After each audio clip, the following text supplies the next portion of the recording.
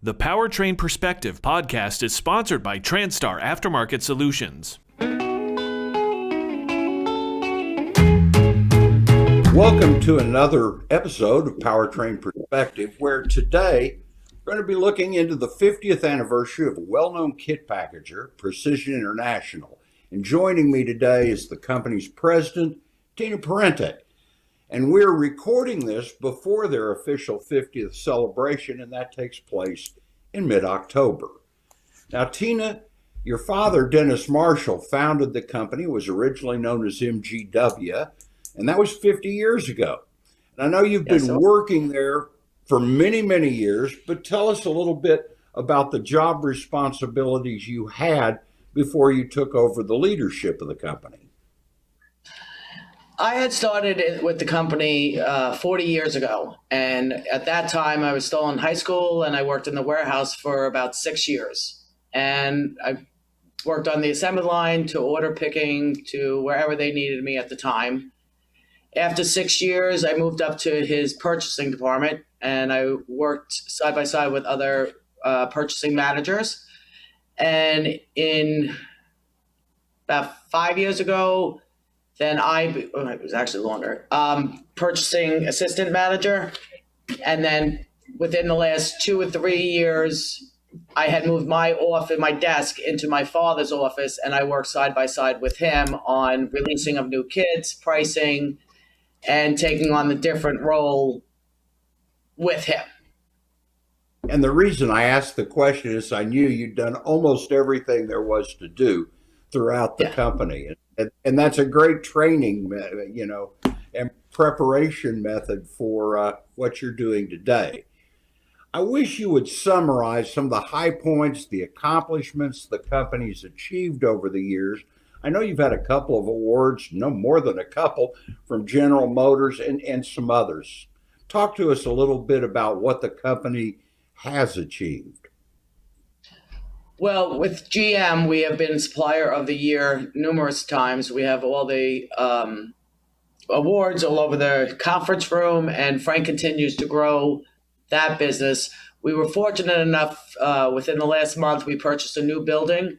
It's around the corner from where we're located now, and we're actually going to move all of our packaging and everything to do with General Motors over to that facility because we ran out of room in our building we have now to try and still achieve our goals of shipping on time and, more efficiently running.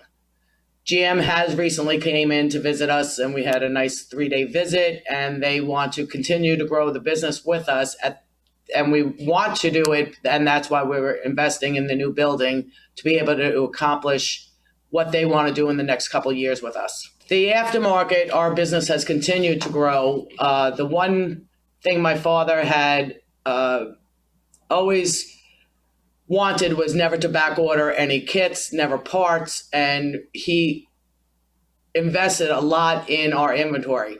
That being said, during COVID, we were one of the only companies being able to still ship on time, ship our kits, because our inventory was insanely large. So we're still continuing to keep a large inventory because our customer base has grown and it continues to grow.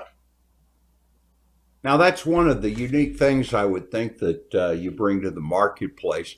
Half a century, how would you summarize the place or the work that Precision International does in our marketplace?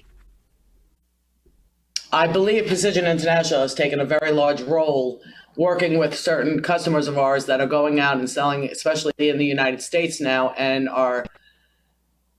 I would like to say, I know it has at least doubled within the last couple of years, and our goal is to continue to grow.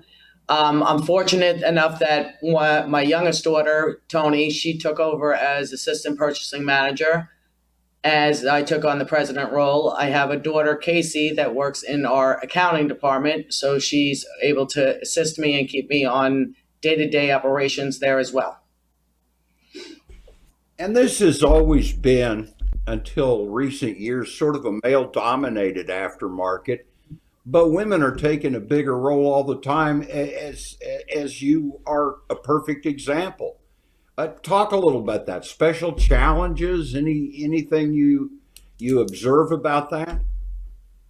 I have to. I always thought it was a male-dominated business, but since the last couple of years, my father had taken me on a couple of the business trips and to dinners with our customers, vendors, with you as well. And I have to say, I was very accepted into the industry because I think for me, it was easier.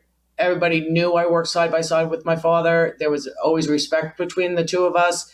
I'm very fortunate that my family that still owns this company wants to invest and wants us to grow and continue to make my father proud of all the job we plan on doing and growing. I'm glad you mentioned growing the company because, as a final thought, I think maybe talking not about the past 50 years, but maybe the next 50 years of Precision International and what you see and how that's going to unfold. I just went on a business trip with John Salazzo, and I have to say it was a very successful trip. And I'm getting now to go to more and more places to visit our customers. And I'm truly impressed at the growth that they want to continue with us, and we want to. My goal is to hopefully make our family continually proud, especially my father, and keep riding it and making it bigger and better every year. Well, Tina, we appreciate the brief look into your 50-year-old Precision International company. We appreciate you appearing today with us on Powertrain Perspective. Thank you very much. I appreciate your time.